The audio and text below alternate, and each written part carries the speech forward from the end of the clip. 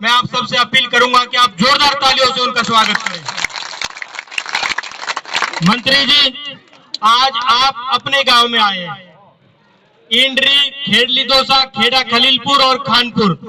मैं आपको बताना चाहूंगा, बहुत सारे नए साथी आज पहली बार यहाँ पर आए हैं।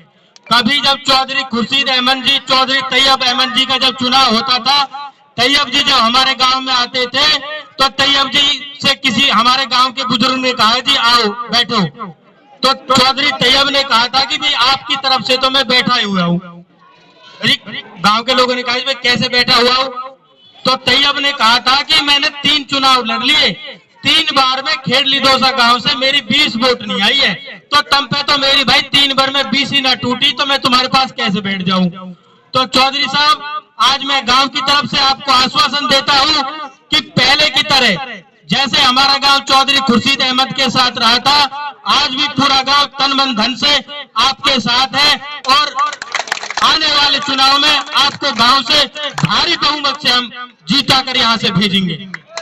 साथियों, रही बात विकास की, मैं अक्सर नूह में रहता हूं, तो चौधरी आफ्ताब अहमद जी चाहे चंडीगढ़ में रहे, चाहे दिल्ली में रहे, चाहे नूह में रहे, चाहे झिरका में रहे, हर समय आपके विकास की बात सोचते हैं। क्योंकि मैं पत्रकार भी हूं, समय समय पर हम खबरों को देखते हैं, खबरों को लगाते हैं। हमारे यहाँ से चौधरी साहब नूह ड्रेन जा रही है, ये ड्रेन यहाँ 5-7 सालों से आ रही है। इस ड्रेन में सारा फरीदाबाद का गंद आ रहा, केमिकल आ रहा, जो कि हमारे यहाँ पर कैंसर जैसी जो भयानक बीमारी है उसकी तरफ हमारे जो पीढ़ी है उसको धकेल रहा है। तो सबसे पहले मैं आपको अपील करूंगा, इस बार आपको प्रदेश में बहुत बड़े ओहदे पर पहुंचाने वाले हैं, तो परमात्मा आपको मौका देंगे तो हमारे सबसे पहले तो इस जहर को पूरी मेवात से आप खत्म कर दें। इसके अलावा चौधरी साहब, ये गांव पीने के पानी और शिक्षा का सुखबीर ने बता ही दिया है, तो यहाँ पे शिक्षा की बहुत ज्यादा कमी है। अगर 12वीं तक का बेटियों के लिए स्कूल बन जाए तो हमारे गांव की जो शिक्षा, प्रधानमंत्री जी की मैं बात कर रहा था, हमारे गांव में आप गौर से सुनना, हमारे गांव में आज तक जितनी भी नौकरी लगी है वो पौधा चौधरी खुर्शीद अहमद जी ने लगाया। चौधरी खुर्शीद अहमद जी के लगाए हुए यहाँ पे चाचा हुकुम बैठे, बाबा रोहतास जी है और पीछे और भी ताऊ रामचंद्र जी थे। तो ये चौधरी खुर्शीद अहमद जी की देन थी कि हमारे गांव के जो नवयुवक थे उस समय उनको रोजगार दिया था। तो शिक्षा की बात होगी, रोजगार की बात होगी। इसके अलावा चौधरी साहब, आपसे अपील करूंगा कि इस क्षेत्र में युवाओं के रोजगार के लिए भी आप बड़ा प्रोजेक्ट लेकर आए। चौधरी खुर्शीद अहमद जी को मेवात का शिक्षा का जनक कहा जाता है। चौधरी साहब ने सबसे पहले फिरोजपुर नामक गांव को आप सब जानते हैं, जेबीटी जो संस्थान है चौधरी खुर्शीद अहमद जी की देन थी। इसके साथ में सालेहड़ी में लड़कियों के लिए कॉलेज है, आपके बीच में बैठे हैं, चौधरी आफ्ताब अहमद जी की देन है। आज तक जितने भी काम किए हैं, चाहे शिक्षा की बात हो, चाहे स्वास्थ्य की बात हो, नूह में जो सीएससी है चौधरी खुर्शीद अहमद जी की देन थी। और प्रदेश में 1980 के दशक में जब रोजगार की बात हुआ करती थी तो चौधरी खुर्शीद अहमद जी IMT रोजगार मेव को यहाँ पे आपके लिए लेकर आए थे।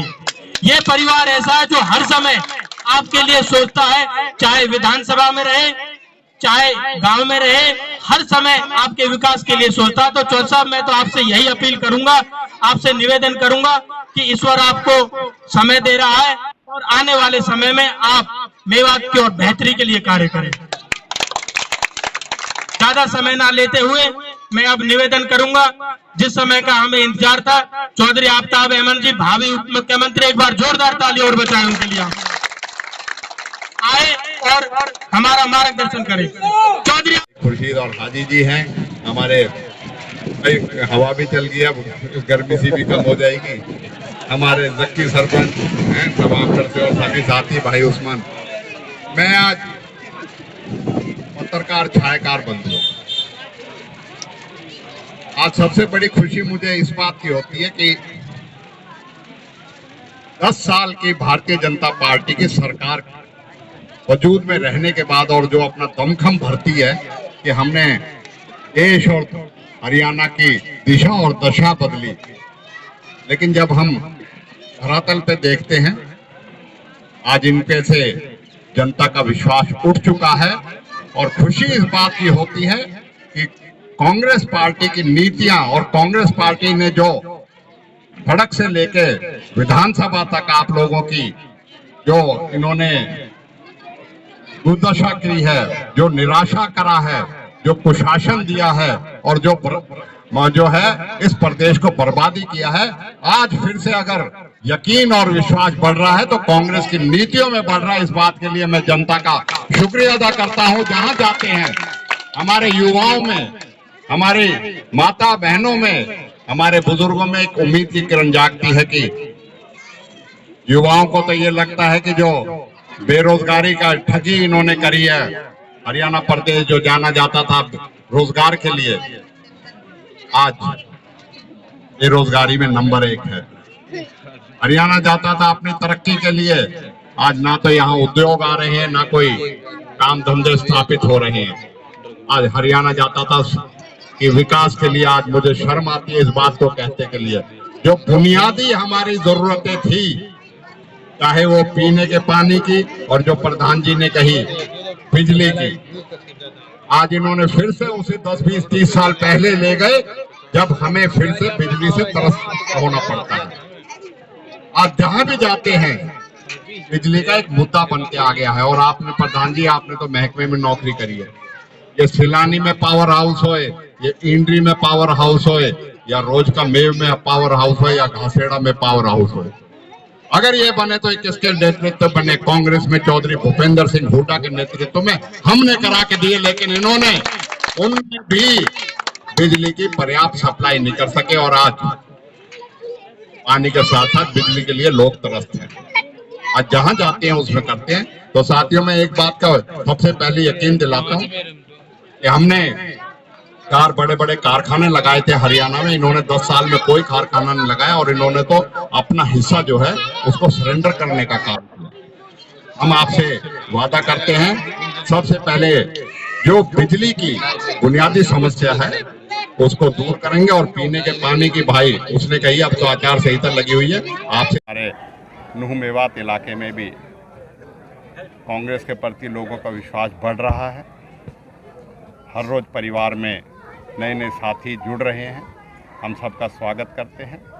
यहाँ जेजेपी के भाई सुखबीर, भाई जितेंद्र और साथियों ने इस गांव के ने थोड़े दिन पहले जेजेपी ज्वाइन करके कांग्रेस में की थी। आज इन्होंने गांव में कार्यक्रम करके, भाई अनंत राम ने, आज हमारे जो है फौजी साहब ने, जो जिला प्रकोष्ठ जजपा के जिलाध्यक्ष हैं, आज उन्होंने भी, बाबूराम फौजी ने जो ज्वाइन करी है, मूलचंद फौजी ने जो आज ज्वाइन करी है, हम उनका भी स्वागत करते हैं।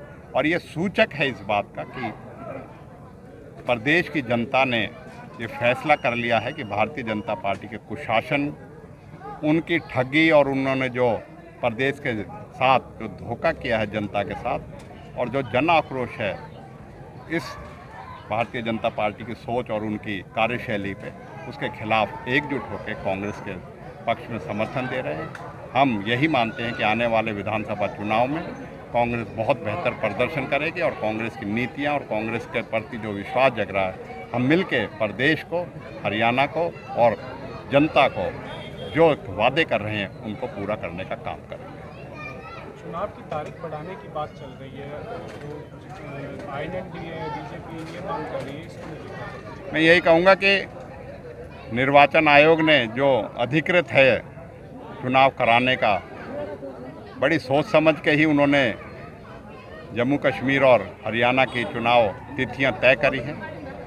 जिस दिन अनाउंस हो रही थी 16 अगस्त को, आपको याद होगा, तो मुख्यमंत्री उस दिन भी इस बात का एहसास करा रहे थे अभी चुनाव होने नहीं, समय पे नहीं होंगे।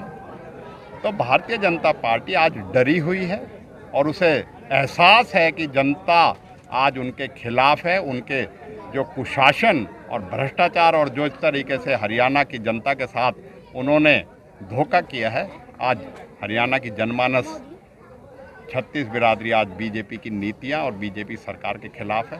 उस दिन भी यही दिखा कि बीजेपी डरी हुई है और मोहनलाल बड़ौली के बयान ने यह साफ दर्शा दिया कि बीजेपी ने हार मान ली है और वो एक लंबी छुट्टी के बहाना लेके चुनाव को आगे बढ़वाना चाहती है। हम ये मानते हैं जब चुनाव तय हो गया तो बीजेपी जो है उसमें राजनीतिक दल है, डरे ना, जनता का जो है जनमत स्वीकार करने के लिए उसके लिए जो है चुनाव जो है निश्चित तिथि पे ही करवाने की। और INLD तो अपना स्वरूप हमेशा दिखाती है, उसका अपना तो कुछ है नहीं। वो तो जो बीजेपी उससे चाहती है, चाहे राष्ट्रपति चुनाव हो, चाहे राज्यसभा चुनाव हो, चाहे सरकार बनाने की बात हो, कभी JJP कभी INLD, ये हमेशा इसका साथ देती है। तो विपक्ष की भूमिका तो कांग्रेस निभा रही है, तो इसलिए बीजेपी ने चिट्ठी लिखी तो कोई हैरानी नहीं थी कि INLD भी चिट्ठी लिख दे और कह दो JJP भी चिट्ठी लिख दे।